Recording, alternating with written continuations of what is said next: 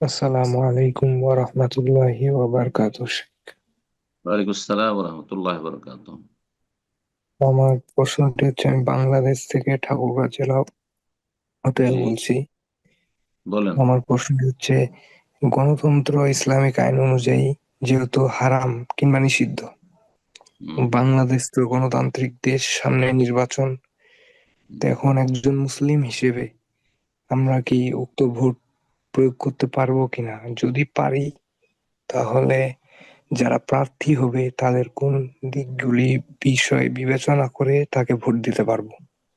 উক্ত বিষয় সম্পর্কে জানতে চাই স্যার। প্রথম কথা হচ্ছে গণতন্ত্রতে যে বিভিন্ন দিকগুলি রয়েছে, হ্যাঁ, তা অধিকাংশ দিকগুলি ইসলামের সাথে সাংঘর্ষিক। গণতন্ত্রের দু চারটা কথা ভালো আছে, যেমন মদে কিছু ভালো আছে, বুঝতে পারছেন? বাকি সমস্তগুলি ইসলামের সাথে সাংঘর্ষিক।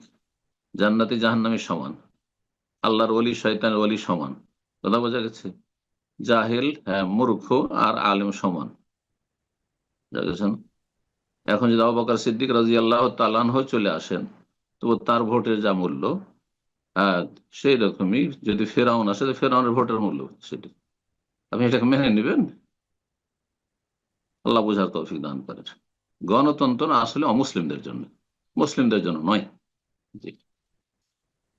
কিন্তু দুঃখজনক হলে মুসলিমরা কিভাবে এই কাফেরদের মানব রচিত বিধানকে, হ্যাঁ, মাথায় তুলে নিয়েছে, আল্লাহ তাদের সঠিক বুঝ দান করুন। জি। তো এই কুফরি তন্ত্রের কোন একটি দলে সামিল হওয়া যায় না, যদিও ইসলামের লেভেল থাক না কেন। আদর্শিকভাবে আপনি গণতান্ত্রিক কোন একটি পার্টিকে আপনি, হ্যাঁ, মেনে নেবেন বা তার সহযোগিতা করবেন, এটি জায়েজ নয়, হারাম, কাবিরা গুনাহ, বরং ঈমান ভঙ্গকারী বিষয় হতে পারে।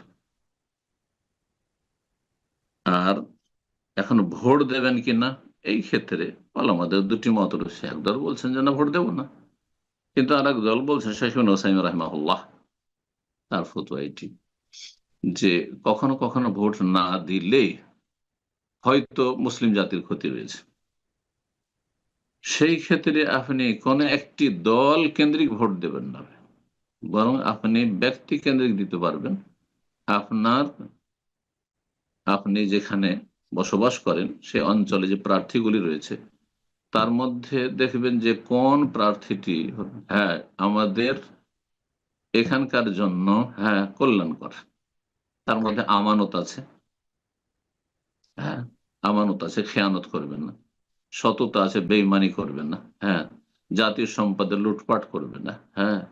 আর তারপর মানুষের জুলুম অত্যাচার করবেন না, নির্দোষী মানুষকে ফাঁসাবেন না, বরং মানুষের উপকার করে থাকে, জনকল্যাণমূলক কাজ করে থাকে, মানুষের হিতাকাঙ্ক্ষী দরদি। এমন যদি কোনো প্রার্থী পান, তাহলে ব্যক্তি কেন্দ্রিক তাকে ভোট দিতে পারেন। আহ, বেশি খারাপ লোকগুলি, অসৎ লোকগুলিকে, হ্যাঁ, আপনার প্রতিহত করার জন্য এটা করতে পারেন। আর যদি দেখেন সবগুলি একই ক্যাটাগরির, হ্যাঁ, সবগুলি একই খোরের মাথা মোড়া, তাহলে কাউকে ভোট দেবেন না, বয়কট করুন আপনি। নাসাউল্লাহ সালামত আলাফি। জি।